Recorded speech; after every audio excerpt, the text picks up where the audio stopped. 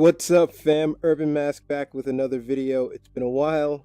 I know this video is actually part two in a two-part series, but it's probably going to be release number one. My life is just all confusion right now, but it's been fun and a lot's been happening in VR space. And specifically in this video, what we're going to talk about is a studio called Archiact and the game Evasion. I got to play this game when I went to a Silicon Valley meetup. Part one of the video talking about the meetup should be released soon. Like I said, this is a two-part video, but I got to speak to the art directors, I got to talk to the crew that actually made the game, and I got to experience the game at the meetup. Subsequently, I went home, bought the game, and was not disappointed by the experience. It's, VR's biggest problem right now is adoption, right? This game has multiplayer, but VR chat, Echo Arena, all the social apps seem to be cannibalizing the people using it. Thankfully, my first incursion into the game at home was not solo. When I was at the Silicon Valley meetup for VR video creators, it was a single person experience. There were people around me playing on PSVRs over here and on TV screens over here, but it was just single player. So when I brought it home, even though it had a co-op mode, I wasn't expecting to be joined by anybody, but to my surprise, I was joined by a cool person named Media Burn VR, and that turned out to be the best thing for me because this game is super fun and is meant to be played with a partner. Playing with someone in this arcade style shooter is my primary ratings driver on the rating that I'm going to give this, right? Co-op mode, if possible, does accentuate this experience and makes it just straight up fun. When I played it on site, like I said, it was fun. The game devs were there teaching me how to shoot and walking me through. It wasn't as much fun. Maybe the nerves of the crowd watching me didn't help. But like I said, when you get into this game, you have the opportunity to join someone's session, or people can just randomly hop in and join your session. When I started playing, I was joined in the training area. So when you first start the game, Evasion, they want to measure your height.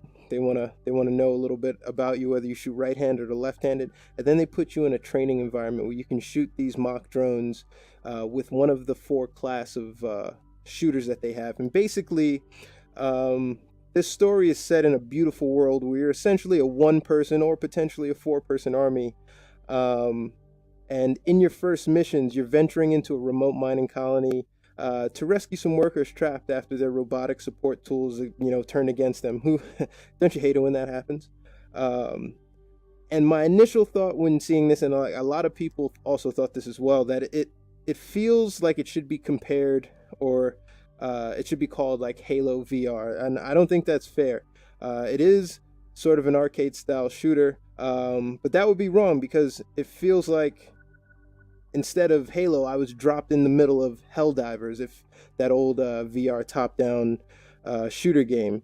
I don't know, my windows seem to be freaking out a little bit, but I lost my train of thought with that. But anyway, the game is really fun. It doesn't take long to get lost and immersed in this world. And the controls and the shooting styles are pretty intuitive. You got one hand for your shield and one hand for your gun.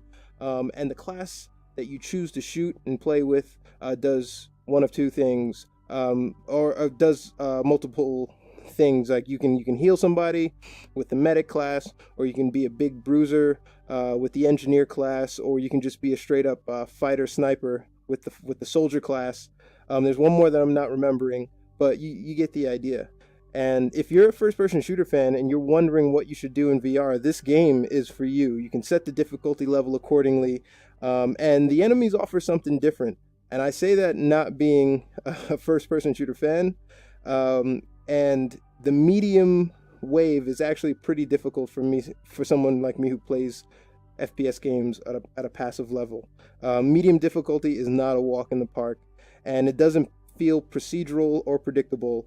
You venture through the map, fighting the enemies as they appear around corners, but then there are also surviving waves, sort of boss fights, and every single enemy you encounter is throwing something different at you. But thankfully you have your shield that can do some reflection, Or if you're playing co-op, which is another good point to playing with a buddy, they can heal you as well. I like to play seated. Some people like to play standing up.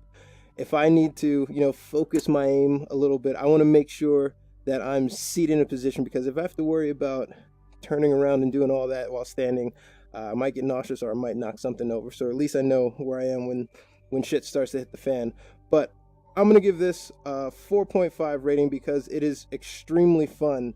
And the 4.5 comes with an asterisk, because if you're playing by yourself, it could be a 4 out of 5 game. But if you play with a group of people, buy this game, get a friend or 2 or 3 to buy it with you and play with them. Your experience will be night and day. If you want to play with me, the handle is Urban Mask. Friend me on Oculus. I would love to play you Media Burn VR. Thanks for playing with me. Looking forward to playing with you in the future. Thanks again for watching, guys. Hope you enjoyed the video.